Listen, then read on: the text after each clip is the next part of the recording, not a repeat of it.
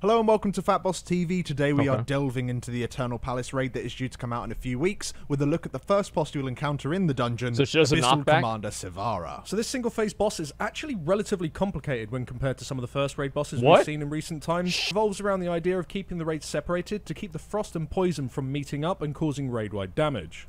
So this is basically just like that boss in Hellfire Citadel. What was his name? Zul'Arak. That guy was a real cop. So how does this work? Well, right at the beginning of the fight, the boss will mark half the raid with frost and half the raid with poison. Okay. These debuffs deal a small amount of ticking damage, and both have an additional effect. Frost players have 5% reduced movement speed per stack, and poison players take 5% reduced healing per stack. The marks also give you an extra resource bar that you'll want to keep from filling up. Frost players need to keep moving as their bar will slowly fill up if they're stood still, and if it does fail to full, you'll be stunned for 5 seconds. As for poison people, you need to limit your movement, as your bar will only fill up if you move around. If it ever reaches 100%, you'll be disoriented for 5 seconds. So it doesn't even matter. If a frost player is hit with a poison ability, or a poison player is hit by a frost ability, they'll deal ticking damage to the raid over 3 seconds, whilst also resetting their debuff stack back to 1. Oh, okay, that's bad. Two players of different types touch one another, so you have to split the raid, poison on one side and frost on the other. When the marks are first applied to you at the beginning of the fight, you actually have a short grace period which allows you to pass through other players without triggering the raid-wide damage. This also gives you enough time to get to your correct side. We had frost people move to the far side of the boss, as poison people might get disoriented if they have to move that far on the pole. Oh no, this is what we're gonna have happen, right? It's made, yeah, it's exactly what I was saying, made into fucking vigilance, man. This was the most annoying fucking fight in the game. I hated this shit, and I kind of like the idea whenever the bosses are very difficult. The first one's hard, and that way the nubs can't even get into the raid. Now, with these debuffs in mind, let's have a look at the rest of the boss's abilities. Okay. Now, a few players will occasionally be hit with Overflow. This will make them explode after 7 seconds, dealing damage split between all players nearby, whilst leaving a pool of their element type on the ground. This pool will add stacks of its type to anyone who stands within it. Now, although it's possible to solo the Overflow hit, especially on Normal and Heroic, we found it was pretty risky on Mythic, so we always had 1 or 2 people help out. So you just, people with the it doesn't even do away anything. From the group and just make sure they place like the literally pool does no damage. Way. On our Mythic testing, we decided to do like a Zul'Arak style strategy, where we decided to have the boss start on one side of the room and slowly drag him whenever the raid started to run out of space on their side. Right, well, that kind of makes sense. The amount of movement needed, which is great for poison people, whilst also making sure the pools were never dropped directly behind the raid.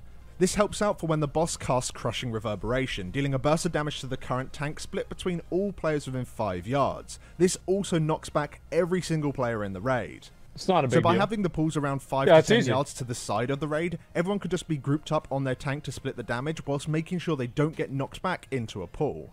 Now, speaking of tanks, when you are tanking, you'll be receiving a stacking dot. Oh, that actually does a lot. You'll create a pool on the ground. So can't the tank just move into the raid? And the size of the pool is based on how many stacks you had when it expired. Holy shit. We found that taunting around 4 to 6 stacks kept the pool size and overall incoming damage pretty low.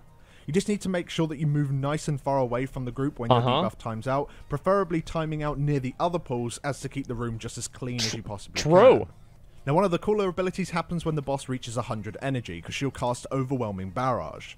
This creates several bolts around her, frost on one side and poison on the other. These bolts will shoot out in a staggered way over the spell's duration, dealing damage and applying stacks of frost or poison to anyone hit. So you just don't get hit. It is possible to sidestep out of the way of these marks. Yeah, you just don't get hit. It's difficult to do whilst you're in melee range. We opt to just... No, it's not, because they don't spawn immediately. Like, they sit there and then they go off. Like, you know what it's going to be before it is. To move to the side of the boss, I just watched it. Your mark type. Yeah, you just don't get hit. From triggering ticking damage to the raid. To minimize raid damage further, you should watch to see when a bolt has traveled out from the boss and then move into that gap, as to avoid getting hit by any of the other bolts. Yeah, duh. So far the boss has been pretty simple strat-wise, always keeping the poison and frost people apart from one another. However, her last 2 abilities kind of force the different marks to interact with each other. The boss will cast Frost Shock bolts. She will target a random player and then send out a projectile towards them, which is always the opposite elemental type. This projectile will always hit the first person on its path, dealing damage of that elemental type and then pinning them to the ground until somebody comes over and clicks to remove the bolt.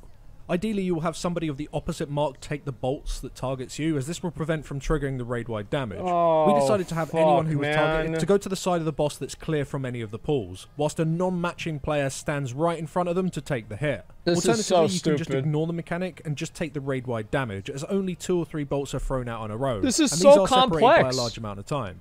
Lastly, the boss casts inversion. This will swap the mark of around 1/3 of your raid. This also routes them for 4 seconds. At the end of the route, anyone within 4 yards that doesn't have the same mark will then begin to proc the raid-wide damage. You need to make sure you move away from those players. And the best way of countering this is just being pre-spread before the ability even comes in. After your debuff is changed, you then want to move to the side that matches your mark. When moving over, people really need to make sure they give them a clear path to the other side, as you don't really want to be touching each other and causing the raid-wide damage.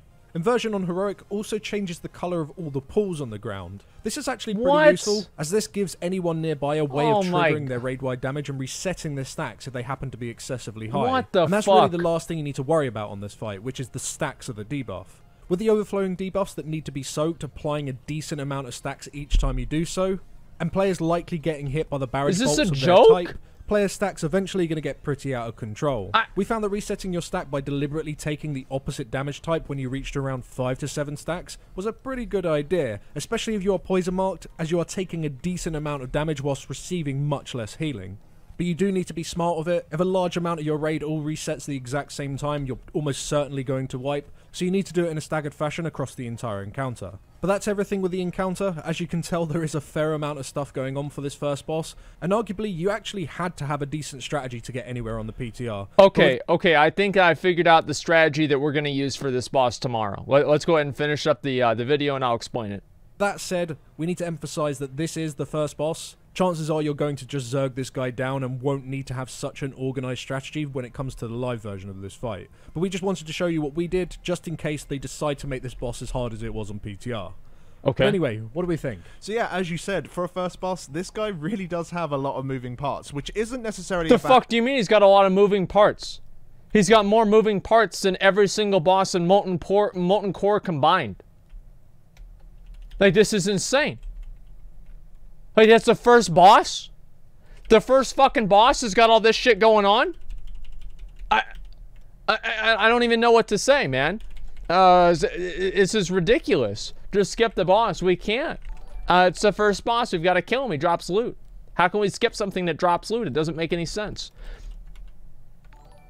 Thing. Usually they want a boss which is like has maybe 1 or 2 key mechanics, and usually it's more like cinematic than anything else. Usually has like a cool gimmick, like, you know, when you went down the elevator on Talok, or it's just very simple, like the Champion of Light encounter in BOD. That was a Normally, joke. the first boss would allow pretty much, you know, half of the group to not really know what's going on at all. You can kind of brute force it. That's right. Time. But it seems like everyone is actually going to need to be on the same page when it comes down to the mark. This is so bad, it's man. having like 1 or 2 players this is so bad. raid-wide damage because they're just completely oblivious to what's going on is very likely just to wipe your raid group.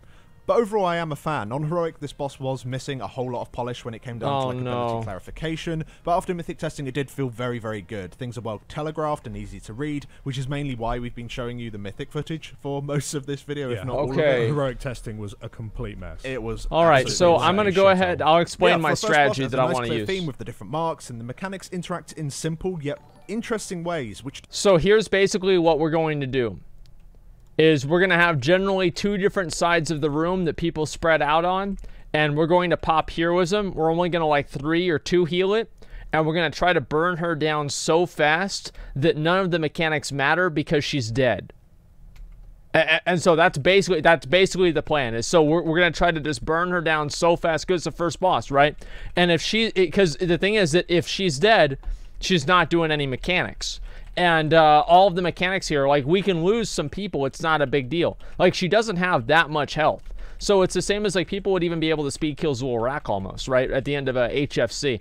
I feel like this is by far the best strategy that we can use. And that way we don't have to rely on people knowing anything about the fight. That way we don't have to rely on people doing the fight correctly.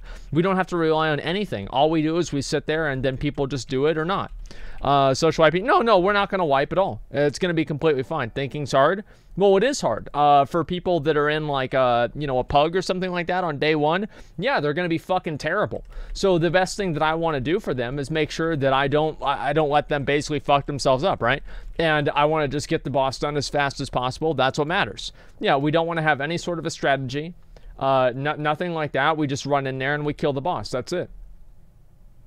Okay, so it's a pretty easy boss. It does leave open several different strategy options, which is generally a good thing, but I'm worried that they're just going to make this boss in such a way that none of it's going to matter. You're just going to go in, people Frost go left, poison people go right, nuke the boss, and generally Overflow can just go to the side. Hey. If the fight happens to be a long fight, that's where it starts to become interesting, where you need to That's worry a good about idea, huh? management. But chances are, you are literally just going to go on either side, nuke the boss and put the Overflows to the side, and just, it will die maybe in a messy way, but it's going to die in 3 minutes. That's so right. Who cares if it's messy? Yeah, that's I think right. It's a bit of a shame because I think that is very likely to be the case because it better be the case. Yeah. That's my plan. I think maybe this boss is in the I'm wrong counting place on within that the being the instance. case. Maybe instead of him being first, he could have been second or third, and you could have put the water boss first. Well, the Okay, so that's basically what it is. All right, let's go with the next boss here. What's the second boss? Blackwater Behemoth. All right, let's see what this one is.